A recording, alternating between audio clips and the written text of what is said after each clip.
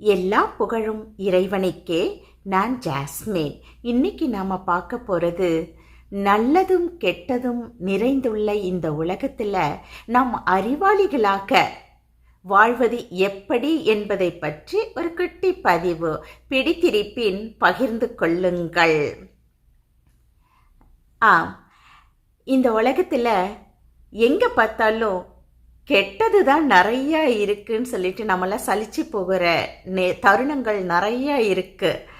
அந்த சமயத்தில் நம்ம அறிவாளிகளாக இருக்க வேண்டும் என்றால் நம்மளுக்கு ஃபஸ்ட்டு பிரித்தறிய தெரியணும். நல்லது எது கெட்டது எதுன்னு சொல்லிட்டு பிரித்தறிய தெரியணும். அந்த பிரித்தறிய தெரியறதுக்கு என்னெல்லாம் நமக்கு வேணும்னா நம்மை படைத்த இறைவனை பற்றி தெரிந்திருக்க வேண்டும்.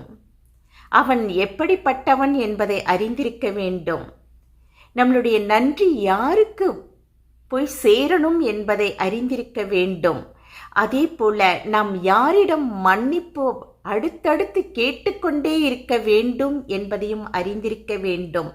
அது மட்டும் அல்ல, அவன் கொடுத்த அல் குரான் என்ற வேதத்தை முழுமையாக படித்துணர்ந்தாலே போதும், நல்லதையும் கெட்டதையும் நம்மால் பிரித்தறிய முடியும் என நான் நம்புகின்றேன். அதாவது நிறைய இப்போ எனக்கு நிறைய கஷ்டம் வந்துடுதுன்னு வச்சுக்கோங்களேன். அந்த சமயத்தில் யாருக்கிட்டனா போய் நான் பகிரலாமா சொல்லிட்டு தான் எனக்கு முதல்ல மனதில் தோணும். ஏன்னா யாருக்கிட்டனா நான் பர்ஸ்ட் அவுட் பண்ணணும், என்னுடைய கஷ்டத்தை சொல்லி ஆகணும். இல்லைன்னா எனக்கு தலை அப்படியே அழுத்தி இருக்கு, மனசு ரொம்ப வலிக்குது சொல்லிட்டு நம்ம யாரிடம்னா போய் சொல்லுவோம். சொல்றதுனால நமக்கு நல்லது நடக்குதா கெட்டது நடக்குதா சொல்லிட்டு முதல்ல நம்ம தெரிஞ்சுக்கணும். யாரிடம் நம்ம அதை சொல்லுகிறோம், அவர்கள் நமக்கு என்ன சொல்லுவார்கள் நமக்கு தெரியணும் இல்லையா? அந்த அளவுக்கு க்ளோஸா இருக்கவங்க கிட்ட தான் நம்ம சொல்லுவோம். அந்த மாதிரி பார்த்தோம்னா நம்ம கிட்ட ரொம்ப க்ளோஸா இருக்கிறது யாருன்னு பார்த்தா நம்மை படைத்த இறைவன் மட்டும்தான். அதனால அவங்கிட்ட சொல்லிட்டா போதுமே. நம்மை படைத்த இறைவனிடம் கூறுவதற்கு நமக்கு நிறைய நேரங்கள் தேவையில்லை, நிறைய ஒரு இடம் தான் வேணும்னு இல்லை. எந்த இடத்துல இருந்தபடியோ நம்ம சொல்லிக்கலாம், கேட்டுக்கலாம் இல்லையா? அதை நம்ம மறந்துடுறோம். அதனால தான் நமக்கெல்லாம் 5 நேர தொழுகை, அது கட்டாய தொழுகை தான். கட்டாயமா நான் தொழணும், அப்பதான் நான் ஒரு முஸ்லிம்னே சொல்ல முடியும். அதனால நம்ம தொழுற தொழுகை தான். ஆனா அந்த தொழுகையிலையும் உங்களுக்கு தேவையானதை எனக்கிட்ட கேளுங்க, நான் உங்களுக்கு எதிரிலேயே இருக்கேன். நீங்க தொழும்போது சொல்லியிருக்காங்க இல்லையா? குரான்ல படிச்சிருக்கோம் இல்லையா? அதே போல ஹதீசுலயும் நிறைய ஹதீசுங்கள்லாம் இருக்கு இல்லையா? ஆனா நம்ம மறந்துடுறோம். அந்த நேரத்துல நம்மளை போட்டு நம்ம குழப்பிக்கிறோம். அப்படி குழம்பணும்னு அவசியம் இல்லையே. கடகடன்னு போய் பண்ணிட்டு வந்துட்டு 2 ரக்காயத்தை தொழுதோம்னாக்க அந்த நேரத்துல நம்மை படைத்த இறைவனிடம் நம்ம அதை கொட்டி தீர்த்தல்லாமே. வேற ஒருத்தர்கிட்ட நம்ம சொல்லி கஷ்டத்தை படுறதை விட இது ஈஸி இல்லையா? அதே போல நல்லதும் கெட்டதும் நிறைஞ்சி இருக்கிறது தான் இந்த உலகம். ஆச்சரியப்படுறதுக்கு ஒண்ணுமே இல்லைன்னு சொல்லிட்டு அல் குரான் நம்ம ஓதுனோம்னா அதுல இருக்கு. அதனால கெட்டது நடக்கும்போது கெட்டது நடக்கிறது ரொம்ப ரொம்ப அது எதிர்பார்க்கிற ஒன்று தான் ரொம்ப தெளிவா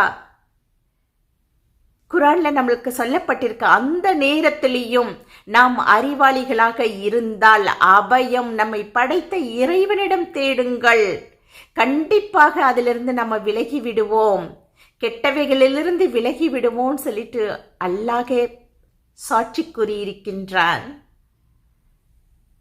அதனால வேண்டி நன்றிகள் பொருந்தக்கூடிய ஒன்று அல்லாஹிற்கு மட்டுமே, நம்மை படைத்த அல்லாஹிற்கு மட்டுமே. அல்ஹம்துலில்லாஹ், அல்ஹம்துலில்லாஹ். எல்லா தருணங்களையும் இது வரும் இதை எதிர்பாருங்க, கெட்டது எதிர்பாருங்கள், கெட்டது நடக்கும். நல்லதே உனக்கு நடக்கும், நல்லதே நடக்கும்னு சொல்லிட்டு எந்த இடத்துலயும் சொல்லலை. கெட்டதுதான் நிறைய நடக்கும். அந்த இடத்துல தப்பிக்கிறதுக்கு உங்களுக்கு இந்த வழியெல்லாம் இருக்கு. தொழுகை இருக்கு, குரான் ஓதுறதுக்கு நமக்கு இருக்கு. தமிழ்ல, அதாவது நான் தமிழ்னா தமிழ்ல ஓதிக்கலாம், அரபினா அரபில ஓதிக்கலாம். அவங்கவுங்க லாங்குவேஜ்லயே இப்ப எல்லாருடைய லாங்குவேஜ்லயுமே குரான் இருக்கு இல்லையா? அதுக்கப்புறமேலு அந்த பிரித்தறிகிற உணர்வை எங்களுக்கு கொடுத்து எங்களை அறிவாளியாக்கிய அல்லாஹ்விற்கே நம் நன்றியை செலுத்துறதில்ல. என்ன குறைஞ்சு போயிட போறோம்? மன்னிப்பு கோர்றது. அஸ்தஃபிருல்லா அஸ்தஃபிருல்லா அஸ்தஃபிருல்லா, எவ்வளோ ஒரு நல்ல ஒரு வார்த்தை தெரியுங்களா? அது எந்த நேரத்திலையும் சொல்லிக்கிட்டே இருக்கலாம் அந்த வார்த்தையை. ஏன்னா அந்த வார்த்தை, அதை கேட்கின்ற ஒரே இடம் அல்லாஹ்விடம் மட்டுமே. ஏன்னா அந்த பிரித்தறிகிற அறிவை நமக்கு கொடுத்த அல்லாஹ்விற்கே எல்லா புகழும் இல்லையா? அவனிடமே நாம மன்னிப்பையும் கேட்டுடலாமே. ஏன்னா நாம தெரிஞ்சோ தெரியாமலேயோ நிறைய தவறுகளை நாம செய்கிறோம். வார்த்தை அளவில், செயல் அளவில், பொருள் அளவில் நிறைய செய்கிறோம். அந்த எல்லாவற்றிற்காகவும் ஏன் அல்லாஹ் எங்களை பொருந்தி கொள்ளுடா அல்லாஹ், எங்களுடைய பாவங்களை மன்னிச்சிடுற அல்லாஹ். ஏன்னா அல்லாஹ் மிகுந்த மிக்க சகிப்புத்தன்மையுடையவன், மிக்க அருளாளனும் கூட. அதனால அவனிடமே நாம அனைத்தையும் கேட்போமே. அதனால எப்பயுமே நாம அஸ்தாஃபிருல்லா அஸ்தாஃபிருல்லா கேட்டுக்கிட்டே இருக்கலாமே. அதே போல நன்றிடா அல்லா, நன்றிடா அல்லா. ஒன்றும் இல்லை, போன வருடம் நம்ம ரமதான்ல நோன்பு இருந்திருப்போம் இல்லையா? அடுத்த வருடம் நம்ம எவ்வளோ பேர் இருந்திருக்கோம்? எல்லாருமே இருக்கோம், எல்லா முஸ்லீம்களும் நம்ம எல்லாம் நோன்பு இருக்கோம். அடுத்த வருடம் நம்ம நோன்பு இருக்க நம்மளுக்கு அந்த சான்ஸை நம்ம அல்லாஹ் கொடுக்கணும்னு சொல்லிட்டு எவ்வளவோ பேர் நம்ம எல்லாம் வேண்டி இருப்போம்.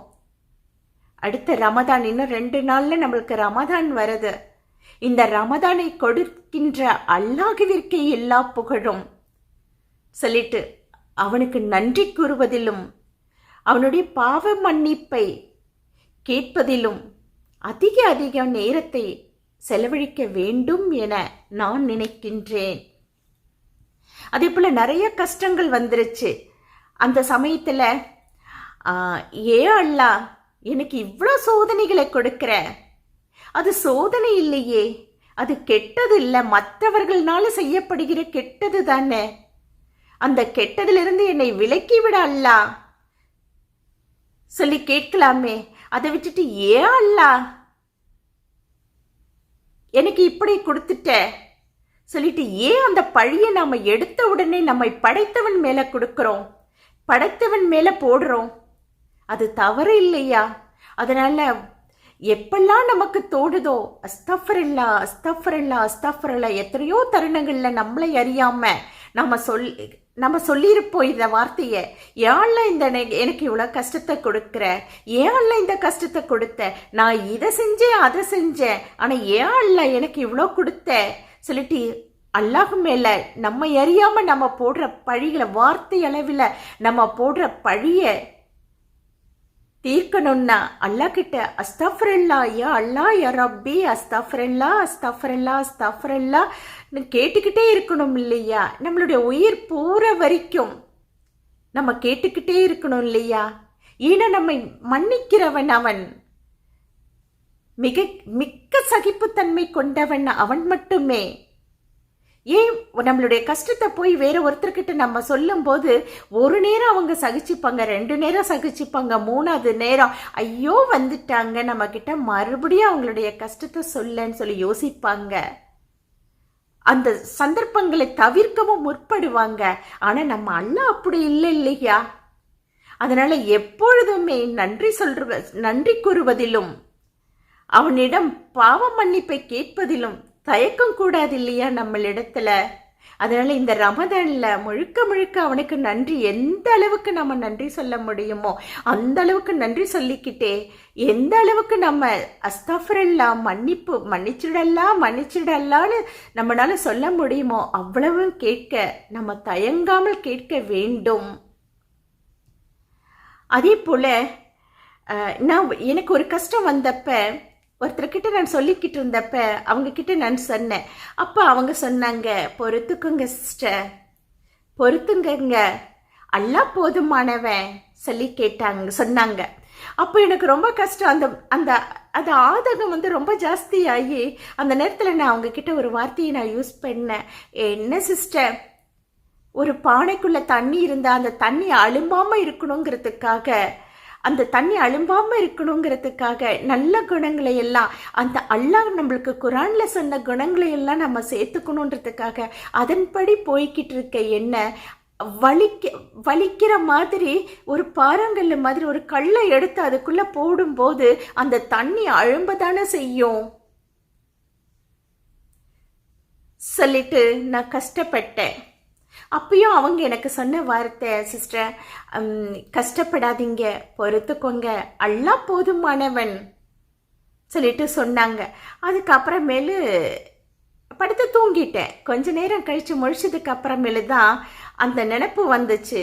ஆமா, இல்லை அழுங்காம இருந்த அந்த பானைக்குள்ள தண்ணி தான் இல்லைன்னு சொல்லல, அதுக்குள்ள கல்லை தூக்கி போட்ட உடனே அது வெளியில வந்துச்சு.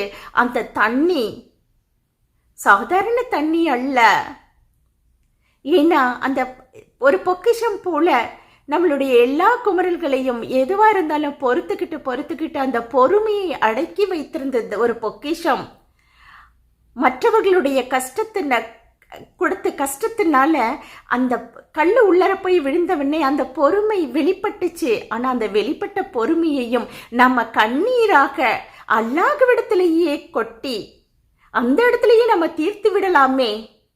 யா அல்லாஹ், இந்த மாதிரி செஞ்சிட்டாங்கடா அல்லாஹ், நான் ஏதாச்சும் தவறு செய்திருந்தா என்னை மன்னிச்சிட அல்லாஹ், இதுல இருந்து என்னை காப்பாத்தியும் விட்டுடுற அல்லாஹ், உனக்கே எல்லா புகழும் சொல்லிட்டு நான் சொல்றதை விட்டுட்டு என்ன பண்றது அழிம்பிடுச்சே சொல்லி நினைக்கிறது தவறு இல்லையா? அதுக்காக நான் எவ்வளோ நேரம் அல்லாஹ் கிட்ட நன்றி கேட்டாலும் நன்றி சொன்னாலும் எந்த அளவுக்கு நான் அல்லாஹ்விடம் அஸ்தஃபிருல்லாஹ் கூற வேண்டும்? அதிகமாக அல்லவா? ஏன்னா இந்த கஷ்டத்தை எனக்கு அல்லாஹ் கொடுக்கல, மற்றவர்கள் கொடுத்ததுதான். அதனால அல்லாஹ் மேல நான் ஏன் பழிய போடணும் இல்லையா? அதே போல நம்மளுக்கு கஷ்டம், பண அளவுல கஷ்டம் வரும்போது இவர்கள் நமக்கு செய்வார்களா, அவர்கள் செய்வார்களா, இல்லை இவர்களிடம் கேட்கலாமா அவர்களிடம் கேட்கலாமான்னு யோசிக்க தான் முதல்ல நமக்கு தோணுது. ஆனா நம்மை படைத்து நம்மை பாதுகாத்து நமக்கு என்னென்ன தேவைகளோ அதையெல்லாம் அறிந்து நாம கேட்காமலேயே கொடுத்து கொண்டிருக்கும் நம்மை படைத்த இறைவனிடம் அல்லவா நம்ம கேட்கணும்னு முதல்ல நினைக்கணும் இல்லையா? அந்த எண்ணம் இல்லையா நமக்கு முதல்ல வரணும். ஆனா நமக்கு அப்படி வர்றதில்ல. எந்த அளவுக்கு, அதாவது நம்ம எந்த அளவுக்கு ஈடுபாடோட 5 நேரமும் நம்ம தொழுதுகிட்டு குரானையும் ஓதிக்கிட்டு அல்லாஹ் காட்டிய வழியில நம்ம போய்கிட்டு இருந்தாலும் சில சந்தர்ப்பங்கள்ல நம்மையே அறியாம நம்ம இந்த மாதிரி தேட ஆரம்பிச்சிடுறோம். அதாவது நமக்கு உதவி எங்கிருந்து கிடைக்கணுமோ அங்க அல்லாஹ் நம்மளை கொண்டு போய் சேர்ப்பான், இல்லைன்னா அவர்களை கொண்டு வந்து நம்மிடம் சேர்ப்பான்றத நம்பிக்கையே நம்ம மறந்துடுறோம். அதை நினைக்கிறதுக்கே அந்த நேரத்துல. ஆனா நம்ம நல்ல தொழுகையாளி தான், குரான் ஓதிக்கிட்டு இருக்கவங்க தான், அடுத்தவங்களுக்கு நாம உபதேசமும் செய்யறோம், சொல்லியும் கொடுக்கிறோம், எல்லாமே பண்ணுவோம். ஆனா நாம வழி தவறி விடுகிறோம் அந்த நேரத்துல. அதாவது நம்மளுடைய செயலால, நம்மளுடைய எண்ணங்கள்னால நம்ம கொஞ்சம் விலகிடுறோம் பாருங்களேன். இதற்காகவும் அல்லாஹ் இடத்துல கேட்க வேண்டும், யா அல்லாஹ், இந்த மாதிரி சந்தர்ப்பங்கள் வரும்போது என்னுடைய எண்ணங்களுக்கு நீ இருக்கிறாய் என்பதை உறுதிப்படுத்திட அல்லாஹ். அதுக்காக நான் உனக்கு நன்றி சொல்கிறேன் அல்லாஹ். நான் மறந்ததற்காக வேண்டி உன்னிடம் மன்னிப்பு கேட்கின்றேன் அல்லாஹ். யா அல்லாஹ் என்னை மன்னிச்சிரு. அஸ்தாஃபரல்லா அஸ்தாஃபரல்லா அஸ்தாஃபரல்லான்னு கேட்க வேண்டும் என்பதையும் நான் உணர்ந்தேன். அதே போல சில சமயங்கள்ல நமக்கு கெட்டது செய்யறவங்களை நாம தான் கேட்போம், அல்லாஹ் கிட்ட கேட்போம், ஏன் அல்லாஹ் நல்லவர்களுடைய பார்வையில மட்டும் நான் இருக்கிற மாதிரி என்னை வழி நடத்துடா அல்லாஹ் ரப்பி. ஏன்னா நல்லவர்களை மட்டும் பார்க்கணுண்டா அல்லாஹ், கெட்டவங்களை வேண்டாண்டா அல்லாஹ். ஒருவேளை என்னுடைய மனசு போய் மாறிடுமோன்னு எனக்கு பயமா இருக்கு சொல்லிட்டு நிறைய வேண்டுவோம், நிறைய கேட்போம், நிறைய துவா கேட்போம். கெட்டவர்களிருந்து என்னை விலக்கி வச்சிடற அல்லான்னு நாம தான் கேட்போம், எல்லாம் கேட்டுக்கிட்டு இருப்போம். ஆனா கெட்டவர்களிடம் நம்ம விலகி இருக்கிறதுனால தான் கெட்டவர்கள் நமக்கு கெட்டது பண்றதுக்கே அவங்களுக்கு தோணுது. அவர்கள் உடனே போய் கெட்டவங்கள் கூடயே நின்றுக்கிட்டு அவங்க அவங்க அவங்க கூடயே நம்ம இருந்தோன்னு வச்சுக்கோங்களேன், நாம அவங்கள மாதிரி ஆயிடுவோம் இல்லையா? அதனால வேண்டிதான் அவர்களிருந்து விலக்கி வையிட அல்லான்னு நம்ம கேட்குறோம். ஆனா அவர்கள் செய்யும் கெட்டதை மட்டும் வாண்டான்னு சொல்லிடுறோம். ஏன் சொன்னா அவங்க கூடவே இருந்தா நாமளும் அவங்கள மாதிரி பழகிப்போன்றதுனால தான் நம்ம தூரமா இருக்கோம். தூரமா இருந்தாக்கா அவங்க கெட்டது தானே பண்ணுவாங்க. நம்ம அவங்களுக்கு கிட்ட இருந்தா தானே அட்லீஸ்ட் கொஞ்சமாச்சும் நம்மளுக்கு ஹெல்ப் பண்ணுவாங்க இல்லையா? ஆனா அப்படியாப்பட்ட ஹெல்ப்பை வாங்கிக்க வேண்டாம்னு நம்ம படிச்சிடுறோம் குரான்ல இருந்து. ஏன்னா அவர்களை கெட்ட வழியில பண்ணாதீங்கன்னு சொல்லி கொடுக்க வேண்டிய நாமே போய் அவங்களுக்கு சப்போர்ட்டா இருக்க வேண்டாம், அவங்க செய்யற கெட்டதற்கு ஆதரவு கொடுக்க வேண்டான்றத தெரிஞ்சுக்கிட்டு குரான்ல நம்ம படிச்சதுனால தான் நம்ம அவங்க கூட வேண்டான்னு நம்ம விலகி இருக்கோம் இல்லையா? அப்ப அவங்க கெட்டது செய்வாங்கன்றது நம்மளுக்கு தெரியும். அப்படி இருந்து தெரிஞ்சும் அவங்க கெட்டது பண்ண உடனே ஏண்டா அல்லாஹ் அவங்க எனக்கு கெட்டதே பண்ணிக்கிட்டு இருக்காங்கன்னு சொல்லிட்டு போய் அல்லாஹ் மேல பழி போட்டா தப்பு இல்லையா? கெட்டவங்க கெட்டது தானே செய்வாங்க. அவர்கள் மாறாத வரை அவர்கள் கெட்டதுதான் செய்வாங்க. ஆனா அந்த பழியையும் கொண்டு போய் நம்ம அல்லாஹ் மேல போட்டுறோம், தப்பு இல்லையா? அதனால அல்லாஹ் கிட்ட நாம மன்னிப்பு கேட்கணுமா இல்லையா? அதனால இந்த மாதிரி நிறைய நம்மை அறியாமலேயே நம்ம நிறைய தவறுகளை நம்ம செஞ்சுக்கிட்டு இருக்கோம். அதே போல அந்த கெட்டவங்கள்கிட்ட இருந்து நம்மை விலக்கி வைத்ததற்காக அல்லாஹுக்கு நன்றியே கூறுவதிலையும் தவறக்கூடாது. ஏன்னா நம்மளை பிரிச்சு வச்சிருக்க அல்லாஹ்.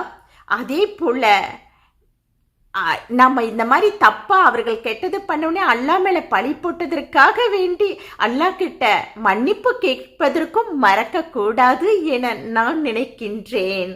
அதனால கெட்டது நிறைய நிறைஞ்சிருந்தாலும் கெட்டதும் நல்லதும் சமமாகாது. அந்த கெட்டதிலிருந்து நம்மை விலக்கி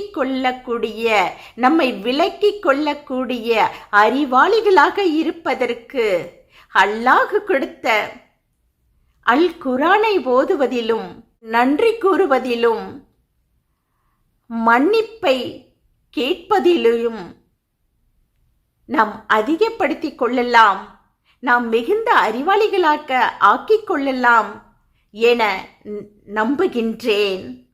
நம்மளுடைய உயிர் பிரியும் வரை நாம் நன்றியுடன் நன்றி சொல்லிக்கொண்டே ஷுக்ரான் யா ரப், ஷுக்ரான் யா ரப் கூறிக்கொண்டும் என்னை மன்னிச்சிட அல்லா, நீ மிகைத்தவன், நீ மன்னிக்கிறவன், மிக்க சகிப்புத்தன்மை கொண்டவன், மிக்க அருளாளன் சொல்லிக்கொண்டே அஸ்தாஃபிருல்லா அஸ்தாஃபிருல்லா அஸ்தாஃபிருல்லான்னு சொல்லிக்கிட்டே இருக்க வேண்டும் என நான் நினைக்கின்றேன். நீங்கள்